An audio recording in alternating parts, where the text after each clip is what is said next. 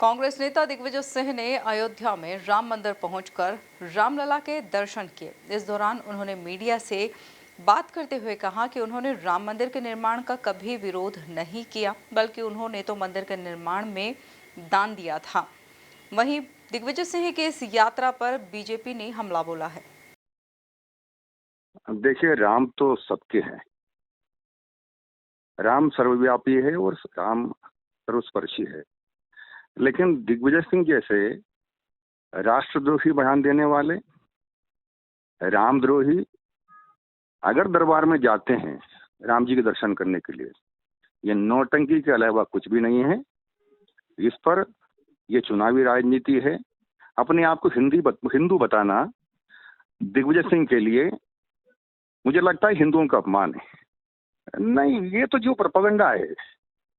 जब राम मंदिर का निर्माण हो रहा था, जब कार सेवकों पर गोली चली, तभी इन अवसरों पर ये लोग हमेशा देश के और धर्म के खिलाफ जाते हैं। हिंदू के समर्थन में कभी भी एक शब्द नहीं कहते हैं। हमेशा मुसलमानों के तुष्टीकरण के लिए हमेशा राष्ट्रद्रोही बयान ही लोग देते हैं। इसलिए मुझे लगता है कि दिग्विजय सिंह के बारे में, इस विषय में उनको राम जी के बारे में कहने का कोई अधिकार नहीं। माने नहीं माने वो उनका विषय है। नहीं, आपत्ति तो नहीं है, आपत्ति नहीं है। जा सकते हैं, मंदिर जा सकते, हो सकता है राम जी के राम मंदिर जाते भी होंगे वो। लेकिन अयोध्या का मंदिर जाना मुझे लगता है कि दिग्विजय सिंह को ये मुझे प्रोपेगेंडा के अलावा कुछ भी नहीं है। हो सकता है राम जी सद्बुद्धि देने वाले हैं, राम जी भगवान है, राम जी का जीवन में अनुसरण करना यही राम जी ने मनुष्यों के लिए सिखाया है उन्होंने। हो सकता है अगर बुढ़ापे में, अगर इस वार्धक्य अवस्था में उनको सद्बुद्धि आ जाए तो मुझे लगता है कि ठीक है, इस बात पर मैं सहमत हूं उनसे, सद्बुद्धि की बात पर। सबसे पहले तो मैं बोलना चाहूंगा कि आदरणीय श्री दिग्विजय सिंह जी को किसी से भी सर्टिफिकेट की जरूरत नहीं है ना, धार्मिक होने के लिए या सनातनी होने के लिए। वो जन्मजात सनातनी है।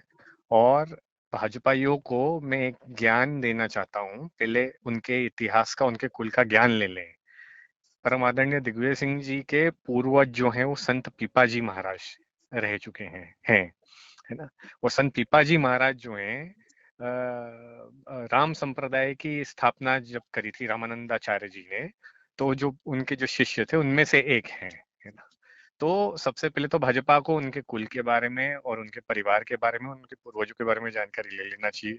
और किसी दिन कोई भाजपा का नेता पहुंचे, जरा देखे राघोगढ़ के अंदर किले में कितने मंदिर हैं, वहां 365 दिन कितनी पूजा पाठ पूरी सनातनी परंपरा के साथ में संचालित होती है।